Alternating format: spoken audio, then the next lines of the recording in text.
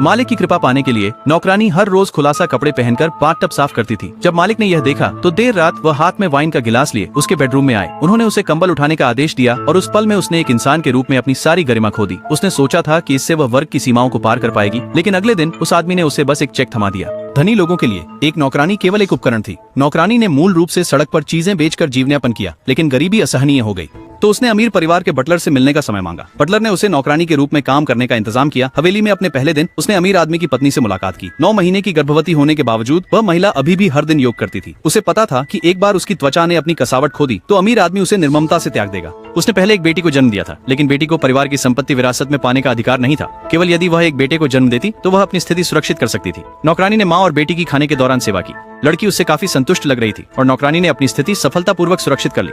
दिन के अंत तक नौकरानी और बटलर मेज पर बचे हुए खाने को खा रहे थे। गरीबों के लिए यह पहले ही एक शानदार दावत मानी जाती थी। जब उसने रात में बर्तन धोए तो नौकरानी को अब भी उस स्वादिष्ट खाने की खुशी महसूस हो रही थी जो उसने खाया था। अगले दिन मालकिन को स्नान कराने और उनके पैर के नाखूनों पर रंग लगाने के बाद नौकरानी गर्भवती महिला को देखते हुए एक पागल ख्याल लाए बिना नहीं रह सकी।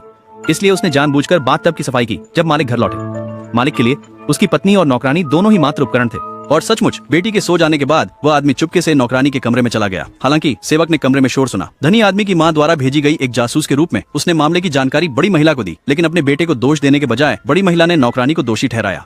हालांकि नौकरानी इस बारे में अज्ञात थी। उसने अपने मालिक के साथ हुई मुलाकात के बारे में एक दोस्त को भी बताया। बड़ा चेक देखकर उसकी दोस्त चिंतित हो गई। उसने नौकरानी को सलाह दी कि वह जल्द ही नौकरी छोड़ दे, इससे पहले कि पत्नी को पता चल जाए, नहीं तो मुसीबत हो जाएगी। लेकिन नौकरानी ऐसे पैसे कमाने के मौके छोड़ने वाली नहीं थी। उसने इसे नजरअंदाज कर दिया, ये सोचकर कि कुछ भी नहीं हुआ है। उसे पता नहीं था अगले दिन जब वह झूमर साफ कर रही थी उसके खिलाफ एक साजिश चुपचाप उभरने लगी थी।